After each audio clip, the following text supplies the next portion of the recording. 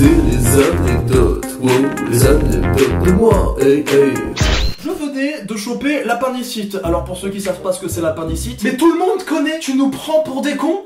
Ça va. Donc, du coup ouais, c'est une maladie qui peut devenir plutôt grave. Et moi, vu que j'ai pas de chance dans ma vie, je l'avais au niveau très grave. Voilà. Disons que j'ai failli mourir de l'appendicite. Je l'avais enflammé. Parce que, bon, on va revenir un petit peu dans le passé. Parce que tout simplement, pendant des semaines où je me plaignais du ventre, j'avais appelé un médecin qui était venu et qui m'avait dit c'est une gastro le coup. Voilà, c'est une gastro. J'ai fait des études dans la médecine, on me la fait pas à moi. Eh ben non mon con, c'était une putain d'appendicite. Et à cause de toi, j'ai failli crever. Yes. Bref, donc du coup, j'arrive avec une telle douleur à l'hôpital, je me déplace en fauteuil roulant. Et du coup, j'arrive là-bas et tout, ils vont me faire des prises de sang. Et il y a un autre docteur qui a aussi fait des tas d'études de médecine, comme celui qui m'avait dit que j'avais une gastro, alors qu'en fait non, j'avais l'appendicite enflammée, bordel. Donc du coup, cette meuf-là, elle arrive, elle me fait ok, je vais te faire une prise de sang, tends-moi ton bras, voilà, on va le faire à peu près par là. Du coup, moi, courageux comme je suis, je lui tends mon bras comme as.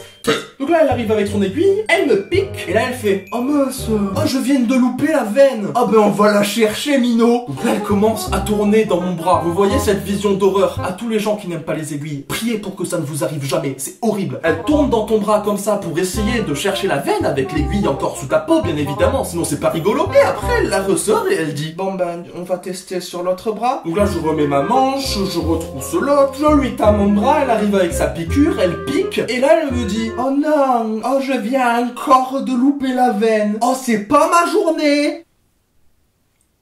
Enfant de 8 ou 9 ans sans patch. Imaginez comme je n'étais pas bien. Et ma mère qui était à côté, parce que oui, il y avait ma mère assise à côté de moi, qui aime son fils, qui n'aime pas le voir souffrir. Et elle me voyait à côté de ce médecin qui est en train de charcuter le bras de son fils. Comment dire, ma mère était plus en sueur que moi. Moi j'étais blanc, ma mère était grise. Elle était décédée sur place. Bref, donc du coup, vu qu'elle a encore loupé la veine sur le deuxième bras, et ben elle se met à chercher. Elle cherche encore, elle tourne, elle virevolte. Elle retire l'aiguille, et j'ai pas réussi à la retrouver, la veine. Bon ben du coup, je veux le faire dans ta main, le coude, ça va faire un petit peu plus mal, mais j'ai pas le choix, t'as vu? Vous ne vous êtes jamais fait piquer dans la main. J'espère pour vous que non. Ça fait plus mal, elle avait raison. Donc du coup, elle arrive avec son aiguille, elle me pique. Oh no!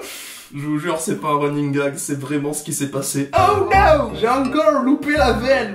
Je vais chercher dans ta main. Je vais tournoyer la semoule. Après, elle a ressorti l'aiguille et elle m'a dit une dernière phrase. Oh, le cousin, j'ai encore loupé. On me fait l'autre main. Je vous jure que moi, j'ai dit oui. Mais ma mère à côté de moi, qui était devenue noire, elle était nécrosée. Du coup, elle a refusé totalement que je me fasse piquer par cette femme qui devait avoir eu son diplôme de médecine dans un McDonald's, parce que je ne vois aucune autre explication là, hein. Mais voilà, je me suis fait charcuter le bras alors que j'avais une appendicite enflammée, hein, parce qu'il faut aussi le rappeler, j'étais déjà dans une douleur plutôt palpable. En rajouter, c'était pas top. C'était les anecdotes, wow, les anecdotes de moi, hey hey, c'était les anecdotes, wow, les anecdotes de moi, abonne-toi.